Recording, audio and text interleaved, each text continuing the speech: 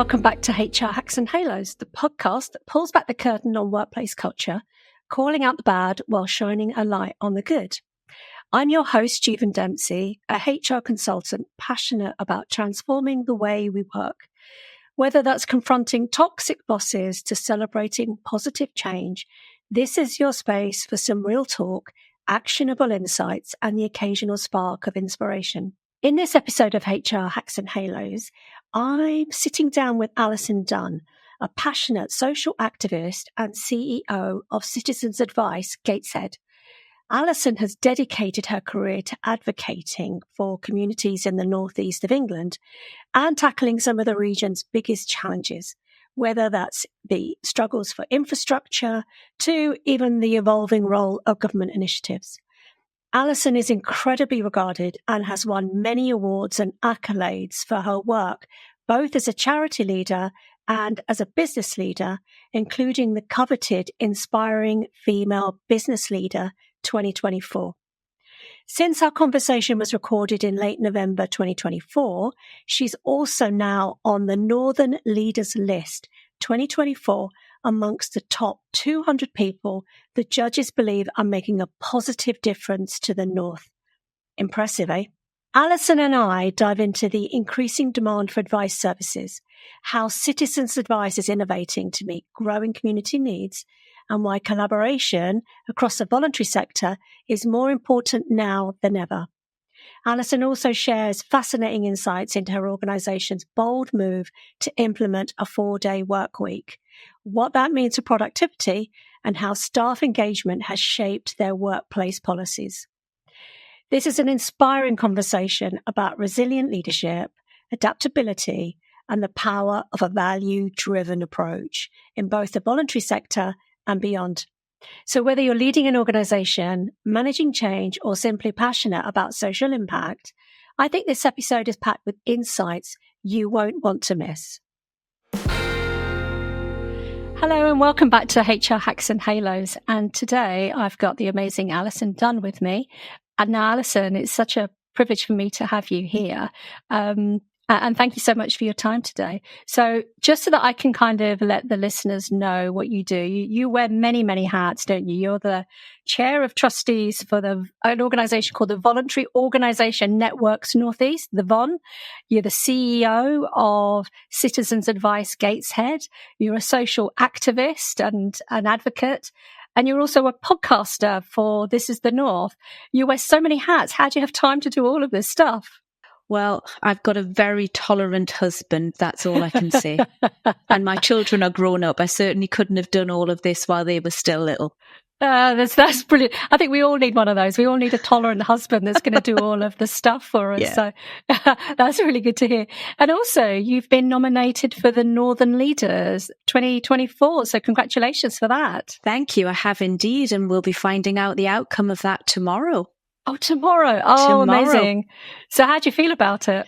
Oh, I mean, it's a huge privilege even to be shortlisted, you know. It's a fantastic group of women. I mean, the Inspiring Female Awards, which are brought to us by the Northeast Chamber of Commerce, is a real highlight in the calendar for the Northeast. So it'll be a room full of amazing women and all of their male allies. So really looking forward to tomorrow.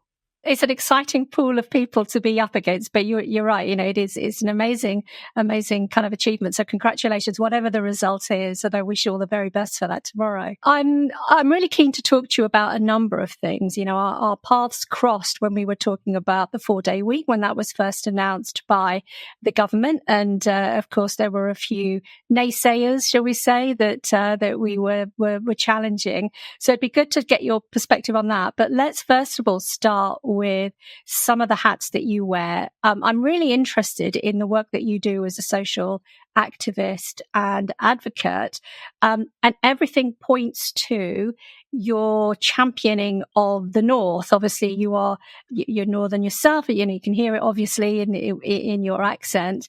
But you know, your podcast and everything that you do is kind of like bringing out the opportunities and the beauty and the talents, etc., of the North.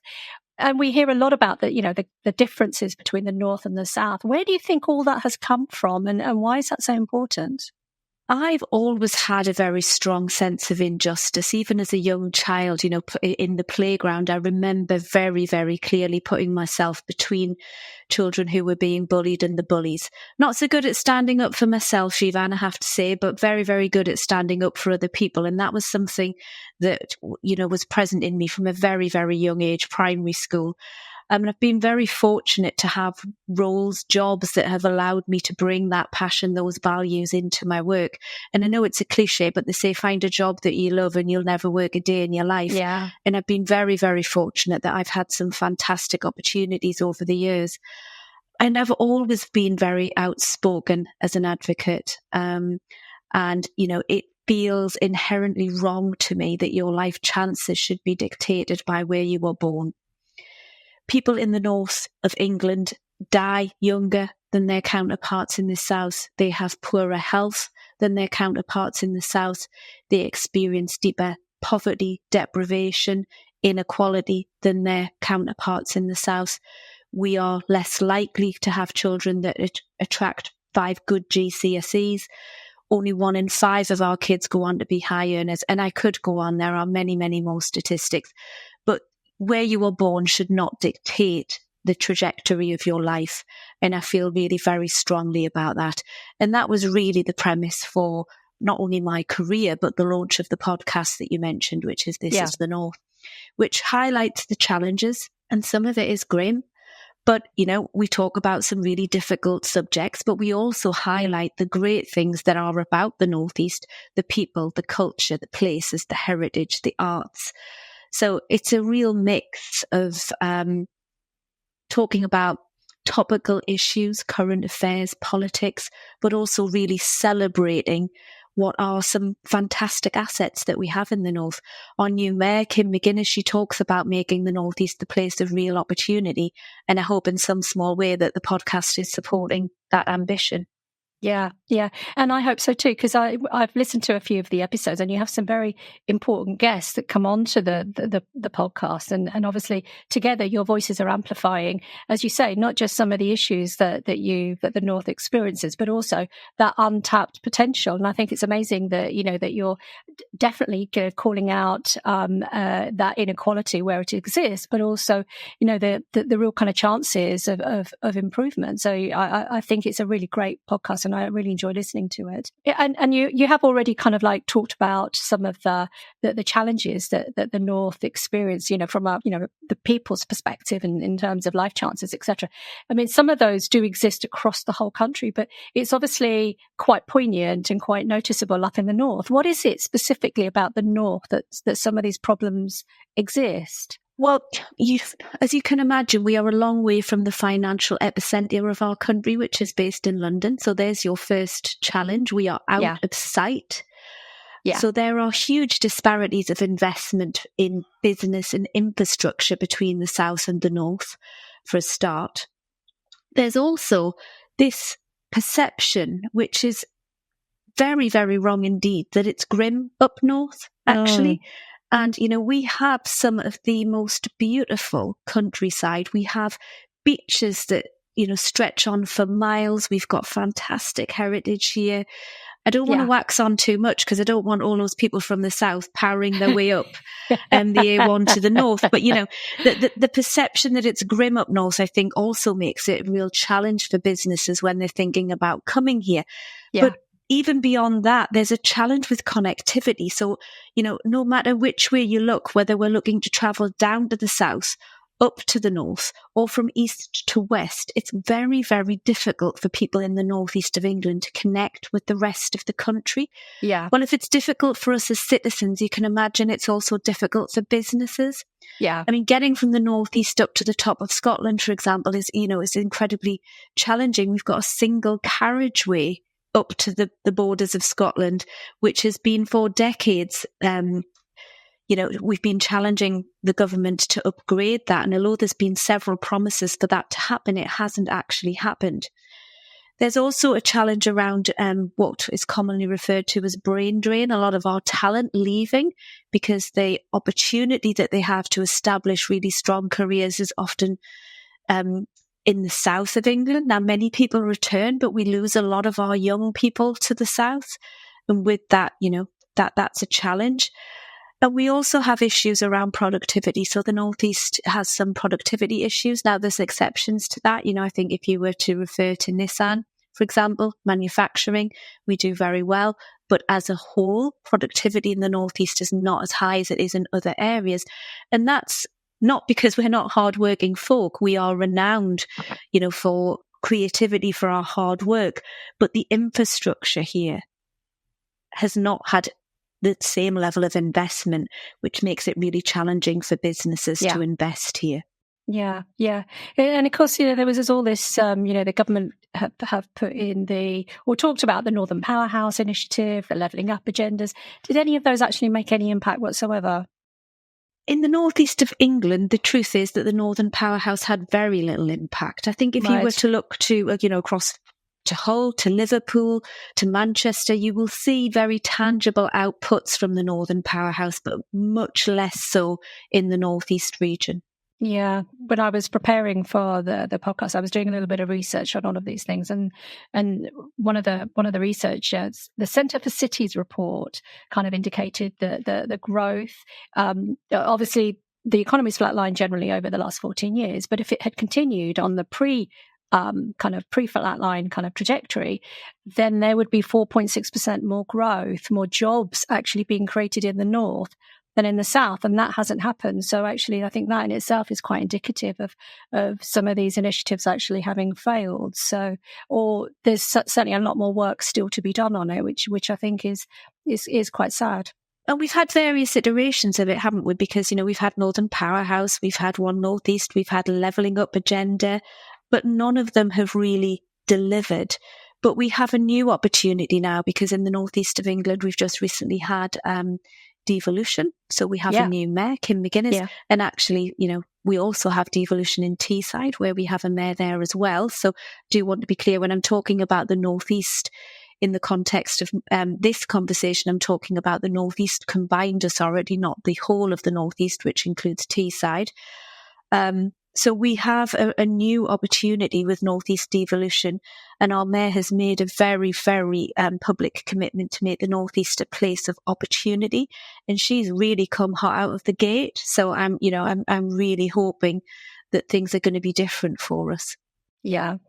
Well, I wish her well, and I'm sure it's going to make all the difference. I know that devolution, basically, it promises more local control and more local accountability for things like housing and jobs, etc. So, it'll be good to see how that actually evolves over the coming years. Well, certainly, if we look at Manchester, where we've got a mayor who has a very public profile, when you have a local person with a local focus who's really promoting local issues, you can make a huge difference. We're starting now to see real outcomes in Manchester. We've seen an increase in life expectancy in Manchester, which some would say is as a result of the stuff that the Combined Authority in Manchester has been doing. I think myself, it's probably a bit too soon to say categorically, but there's some great stuff coming out of Manchester. So if we can, take a little bit of that fairy dust and sprinkle it over the northeast of England, I think we'll definitely be heading the right way. Absolutely. I mean, it's a big agenda, isn't it? And there's certainly a lot to hope for the area. Do you think that now we have a new government in place, does that give you more cause for hope as well? Well, certainly when you have a government of the same colour as your devolved mayor in terms of party politics, I think you have a much higher chance of getting some of the policies that you might want to see across the line. But there's no doubt that there's been a nervous start. The autumn statement has caused a lot of conversation out there. Yes. And there are polarised views as to how that's going. So I think it's too soon for me to say whether we're going to see masses of change in the northeast of England. But I think, the signs are positive, if a little nervous. Yeah. Great. Okay. Let's change tact a little bit. I'm quite keen to talk to you also about your role as CEO for the Citizens Advice there in Gateshead. Can you tell me more about your role as CEO? What does that actually mean? And what are the kind of things that you're beginning to see in terms of your services? Are you seeing less or more demand on the services that your organisation provides? So as the CEO of Citizens Advice, my role is to set the strategic intention for the organisation to make sure that it's well run, that it's run in line with Charity Commission legislation, and that we are meeting the needs of the residents of the borough that we serve. So we see through our front door in Gateshead, which has a population of just 202,000 people, about 20,000 people every year. So about 10% of our population comes through the door each year wanting our help. Mm.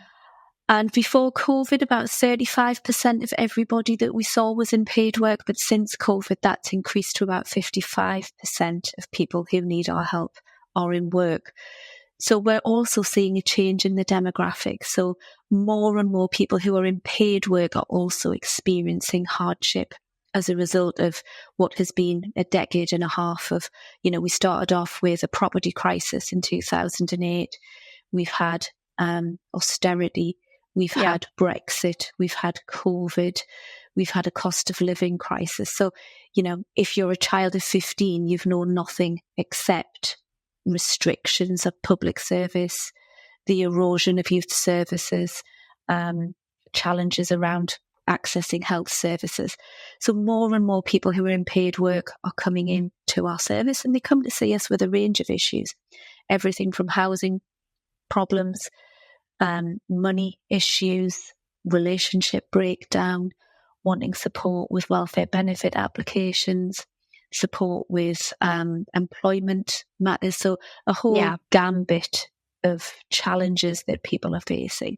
But, we don't do this work alone. We have a number of partners that support us locally, food banks, for example, and many, many others.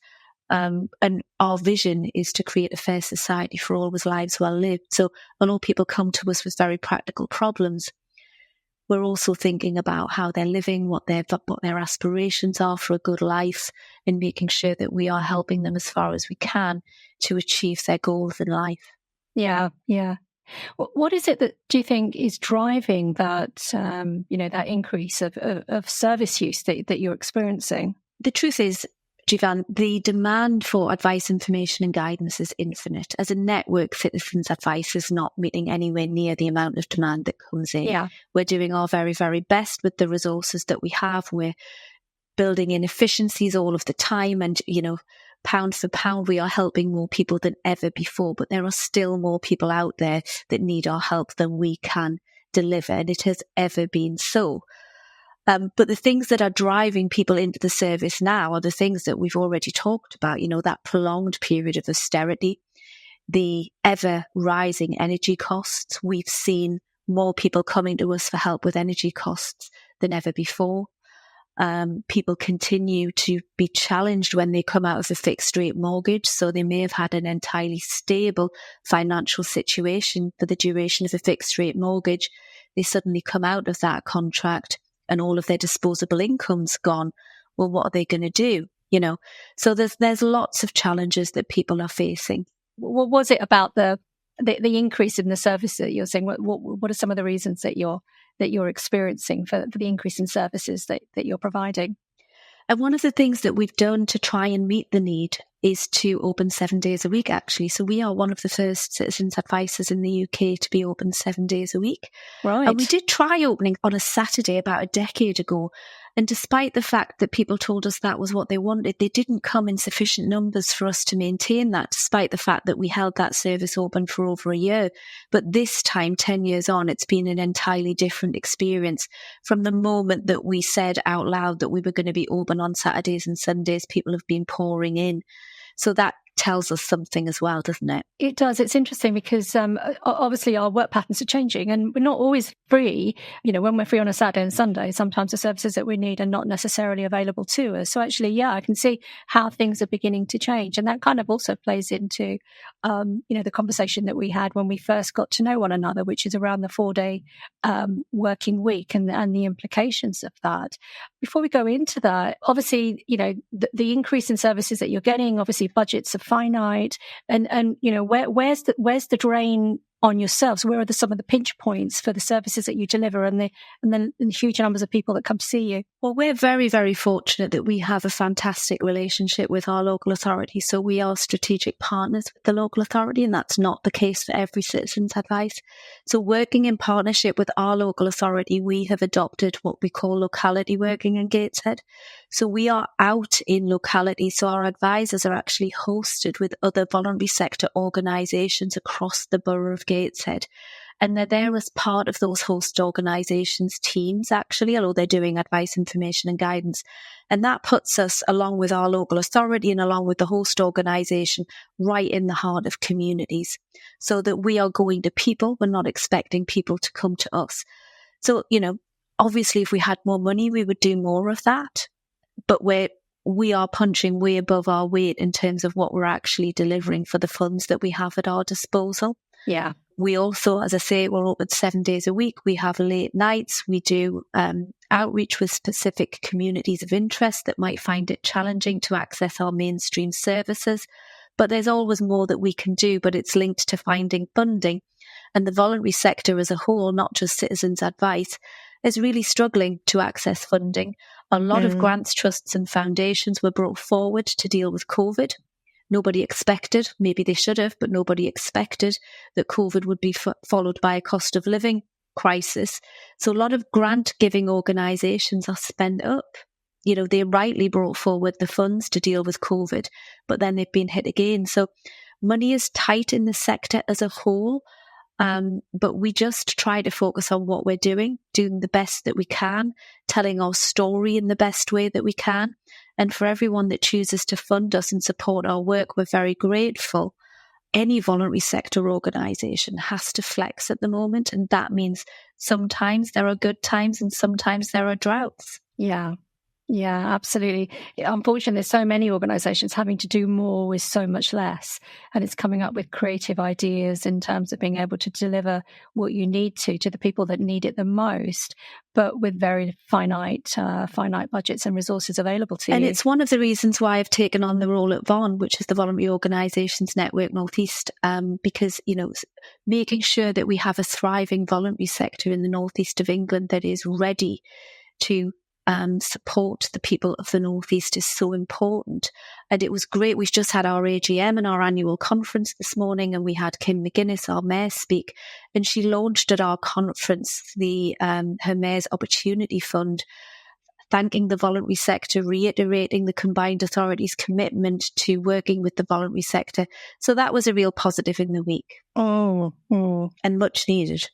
Absolutely. And again, amplifying your voices as a very important service of, within the community for people to tap into. Yeah. Well, because the voluntary sector is so diverse, you have lots of very small grassroots organisations, which can sometimes literally be one person, often unpaid, right through to very big professional, national, sometimes even international organisations.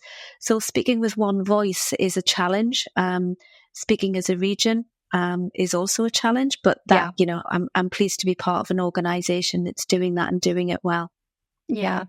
So how do the Citizens Advice kind of network kind of come together? Because obviously you represent Gateshead.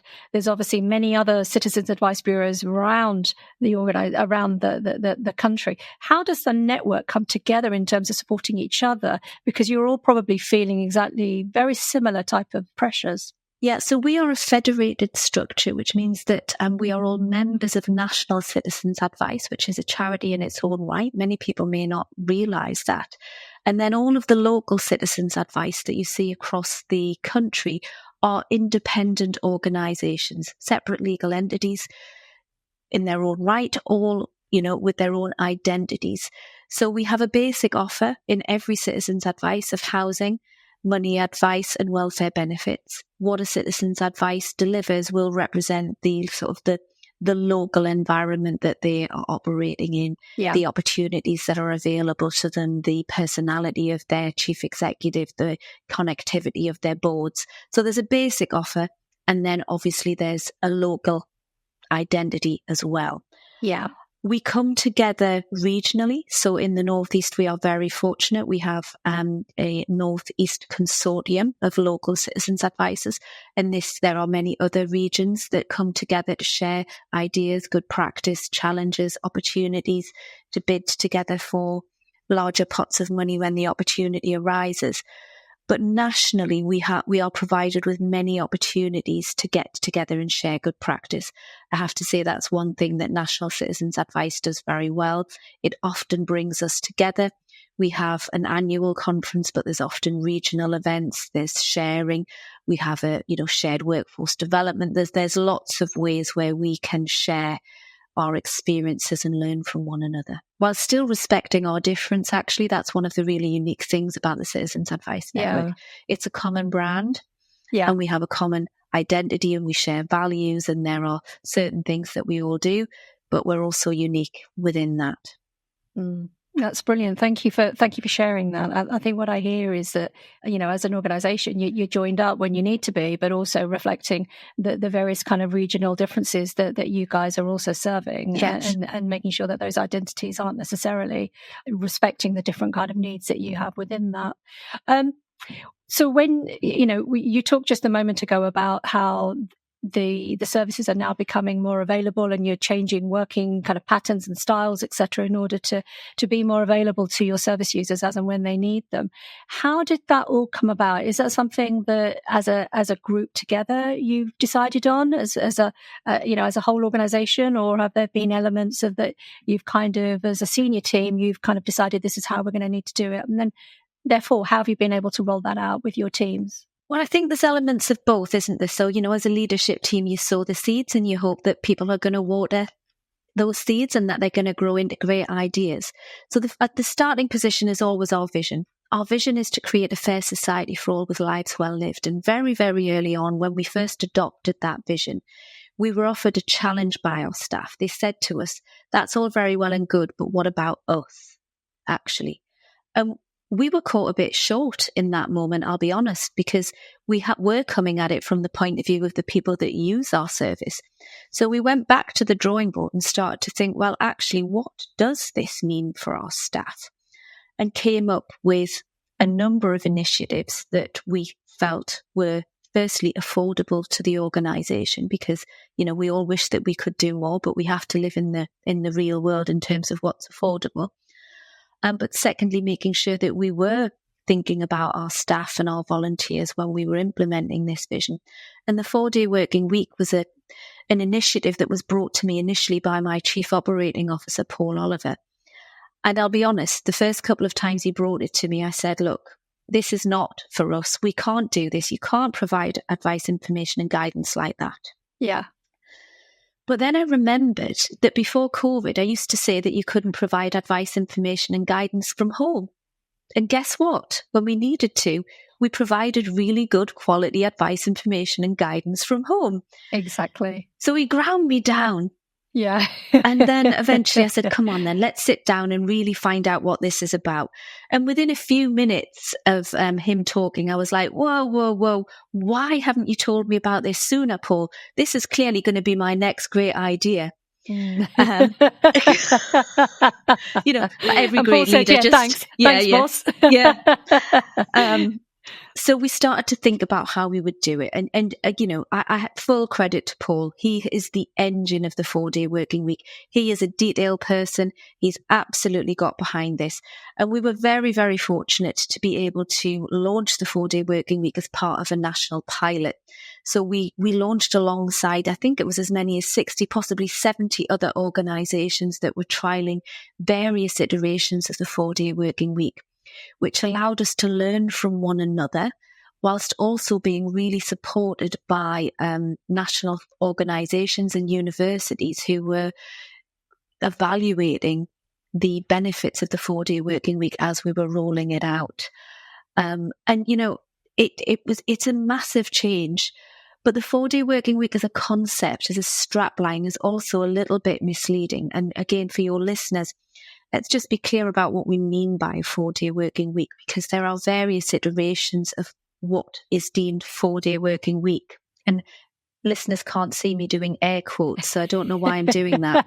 But anyway, so for us, the 4-day working week is 100% pay for 100% productivity in 80% of the time. Yeah. But for other people, 4-day working week is condensed hours, where you're still doing 37 hours, but over 4 days. For some people, 4-day working week is 32 hours. For us, it's 30.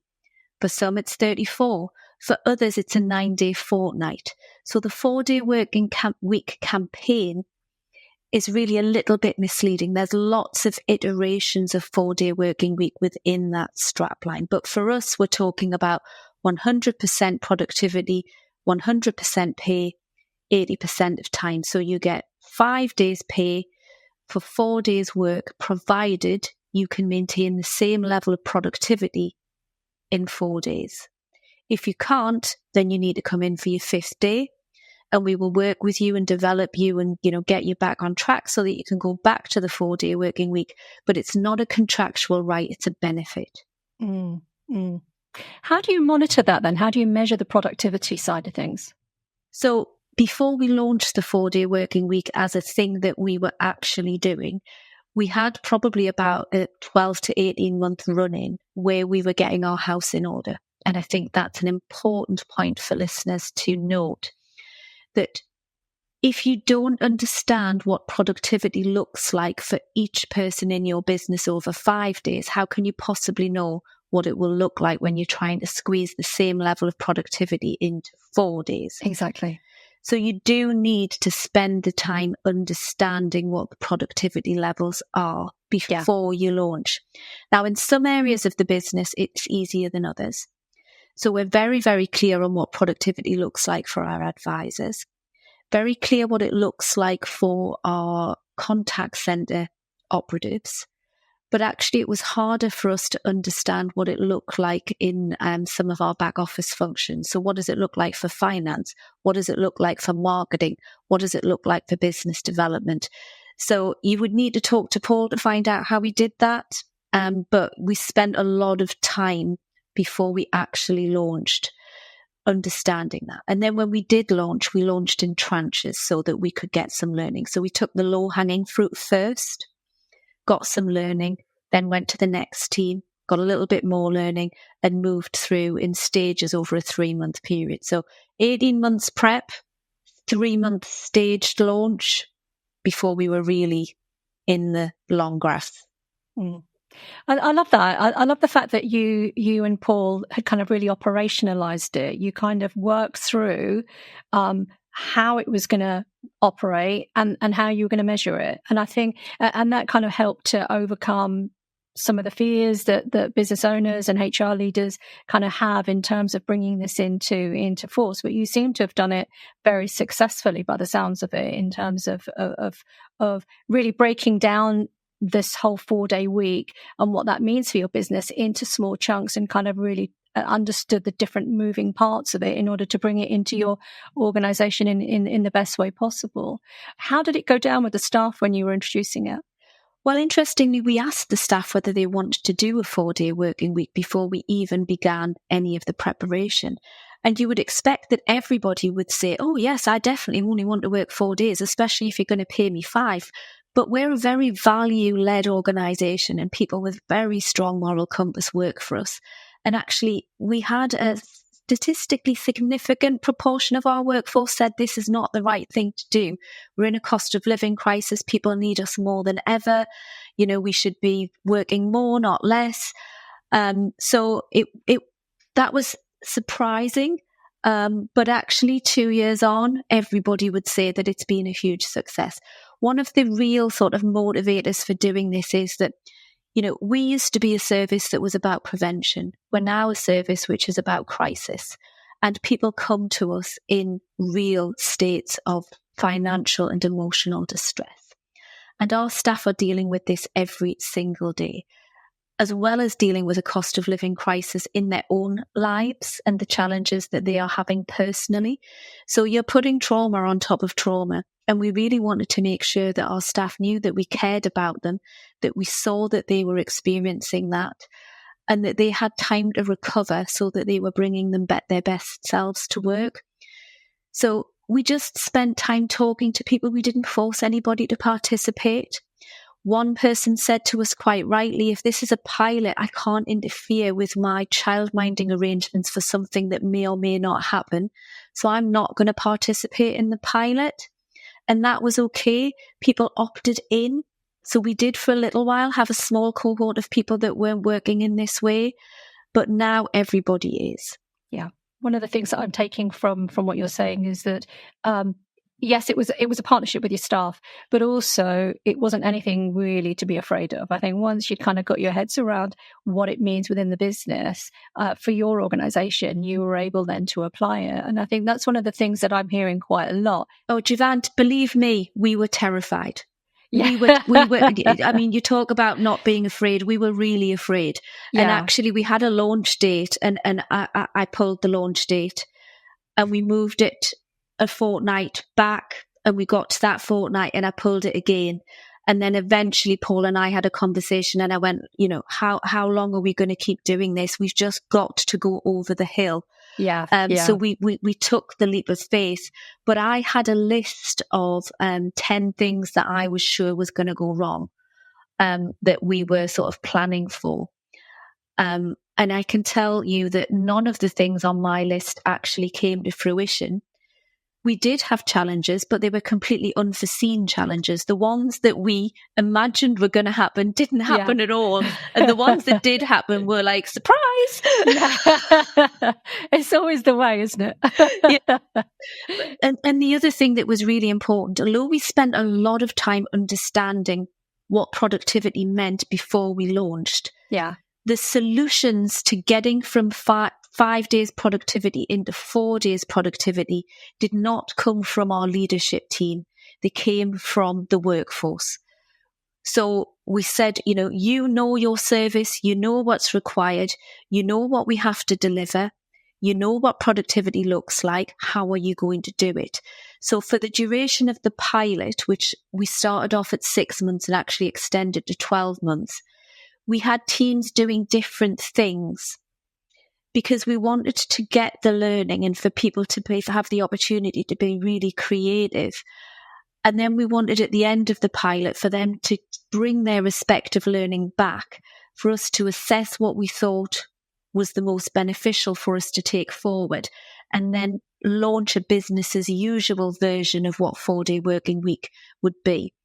And for the period where we had teams doing slightly different things, there was a little bit of tension in the workforce. So, for example, one team was doing something different around how you manage a 4-day working week in a bank holiday week as to a different team over here, which meant that one team was getting slightly more time off than another. But, we just talked it through with our workforce and explained that it was a learning piece and that, we would get to a point where we were very clear about how we dealt with bank holidays, but we didn't want to come down too quickly on a policy without having thought it through properly.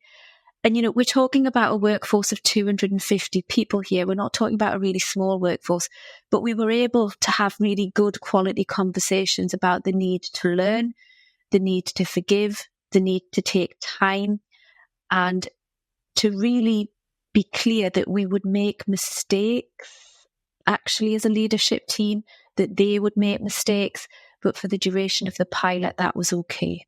Yeah, it sounds like that was very reflective of your culture, the organisational culture in terms of openness, transparency, collaboration. Is that a fair statement? I think it's fair in terms of where we are now. We haven't always been like that because, as a leader, I've also developed. The culture has developed. So I think that it is fair to say that that is where we are now, but it's not where we've always been. Okay. So where were you and how have you made that transition on, or is this a journey that you're still on, you feel? It's a journey that we're still on. I think leaders that come on your podcast, Jivan, and tell you that they've absolutely made it and that they know exactly what they're doing, exactly how they're doing it, exactly what the culture is, they're kidding themselves and everybody else. Yeah. Leadership, when you're in a role of leadership, that's the start of your journey. It's not the end. So we are constantly evolving as an organisation. And, we've had various iterations of a leadership team, and each person that's been with us who's been with us for a season has brought something new. And I think that that's incredibly important and has helped us get from where we were to where we are now, which is a very curious organisation, an organisation which is constantly pushing against the status quo, really outward facing in terms of trying to understand what's coming down the line and preparing for that. But if I'm truthful, COVID played a big part in that. Before COVID, we were quite an old-fashioned organisation. We still had servers in the basement, man. Our first COVID plan was like, how are we going to hold together an agile workforce with a server in the basement? We didn't even own more than 6 laptops and we had 250 staff. Once you've gone from that to, having 250 people working from home, all on the cloud, really agile, absolutely knocking it out the park, there's no going back. Yes. Yeah, absolutely. Absolutely. How would your team describe you and your leadership style now? Well, I knew you were going to ask me this question, so I went and asked a couple of them actually, because I wasn't sure what they would say. Because again, I think you talk about culture and leaders are the last people really to know what the culture of their organisations are. And I would describe my own leadership style as constantly evolving, very curious, personally accountable, actually. So I asked other people what they thought. And here's a few quotes. Standing still isn't going to cut it. Going places, very outward facing, not afraid to take chances, good understanding of risk, disruptive, but in a good way. Of course. I think that they're all fair things to say. Driving outcomes was something else, not afraid to make a stir. I particularly like that one. But, being really clear about where we're heading, why we're heading there, and what that looks like. And I reflected, having had that feedback, on why that is even possible. And the real reason why that's possible is because I've been given permission by the charity's board to become a really outward facing leader. When I first started this job sort of a decade and a half ago, we were a very small organisation. We had 30 people. So, you have to be quite operational, even as a chief executive, when you're in a small organisation.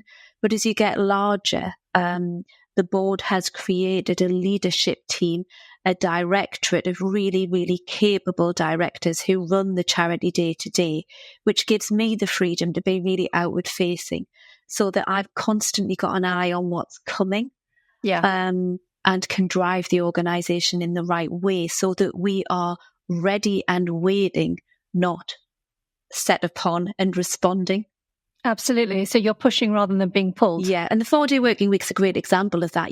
I do believe that in the not too distant future, the 4-day working week may well be how we all work. Yeah. So why wouldn't I want to be implementing that and driving how that is developed? Yeah. Yeah, I absolutely agree. As an HR leader myself, we've been talking about 4-day week, compressed weeks, flexible working for such a long, long time.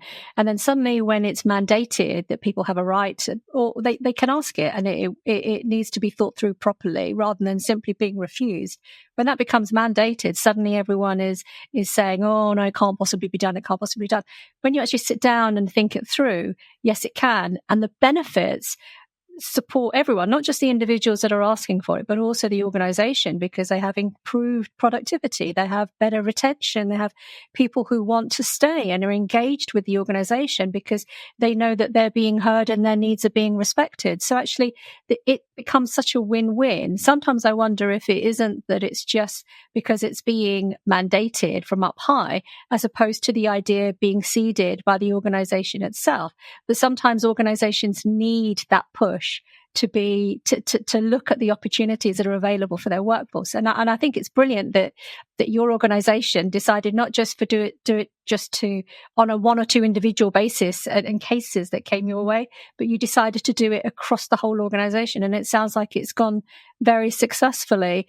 Have you noticed kind of benefits from, obviously productivity is one area that you were measuring. Have you noticed it from a retention perspective, engagement, any other kind of feedback measures that you were able to give? Yeah, we certainly have. I mean, retention and, these stats I'm pulling from my memory, but retention went up from something like the mid-70s up to about 86%. Yeah. So, statistically significant changes in retention. And retention for a business like ours is really important. I mean, all businesses will say it's important, but retention of our staff is directly linked to quality of advice. Giving advice is a really complex business. Yes. And if we can retain staff, our quality of advice is better because people learn as they go. They become, real experts in their field. So retaining people is very, very important. But also occasional absence. So long-term absence, there was very little difference because, we can't stop, unfortunately, terrible things happening to people. They will become ill. They will have experienced bereavements and all sorts of challenges. But occasional absence, the transformation in that was significant. So it went from something like 900 occasional days of absence down to 230 occasional absence days in a workforce of about 220 people. Yeah. So real transformation there, but also just how people feel about being here. We've been a great place to work now for 3 consecutive years. And for 2 of those 3 years, we've also been accredited as a great place for women. Now, as a mother of 3 children, I'm really, really pleased to hear that because, I know that things are heading the right way, but it's still women who take the burden of childcare. It's still women's careers who often experience the brunt of those lost years in the workplace. It's still women who are predominantly caring for elderly parents. So to know that we are a great place to work for women as well as a great place to work for everyone else is something that I'm really proud of. And I hope that the 4-day working week has played a part in that. Yeah, absolutely. So Alison, just to wrap things up, because I know time is pressing, what's next for you as CEO, in your role as an advocate, as an outward-facing disruptive leader? What's next on the horizon for you? Well, I'll certainly be continuing to disrupt wherever I see an injustice. You rely on that. In terms of the organisation that I lead, we've just introduced 7-day opening, as I mentioned, and that's going very, very well. So still bedding that in, making sure that we maintain the gains that we have achieved. Might not sound particularly aspirational, Jivan, but actually in the financial climate in which we are operating, if we can maintain and protect the services that we currently have over the next 18 to 24 months, that will feel like a win. But actually looking over the hill in terms of what's happening, how do we use artificial intelligence in our business in a way that still ensures that we have human connectivity with the people that we serve, but do so in a more efficient way so that we are getting a bigger bang for our buck. Now, as we're talking today, I don't know what that looks like.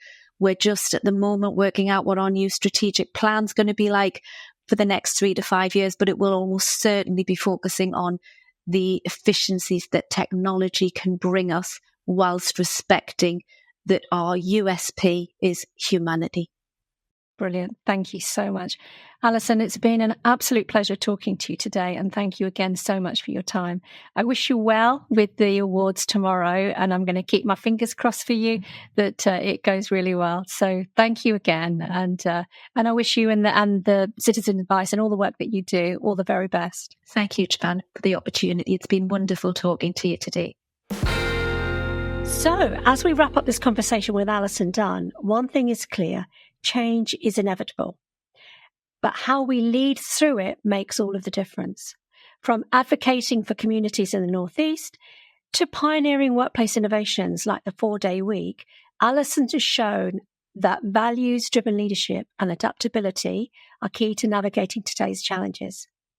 Alison's insights remind us that creating meaningful change, whether that's in public services, the workplace, or society as a whole, requires bold decisions, strong leadership, and a commitment to continuous evolution to drive the positive change in our workplaces.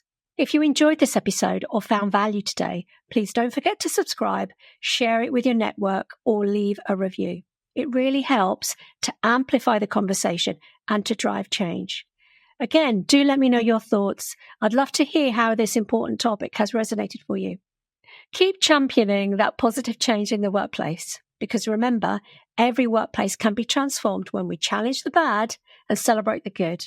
Thank you so much for listening. I'll be back again soon with more HR hacks, and together we can polish some more HR halos. See ya.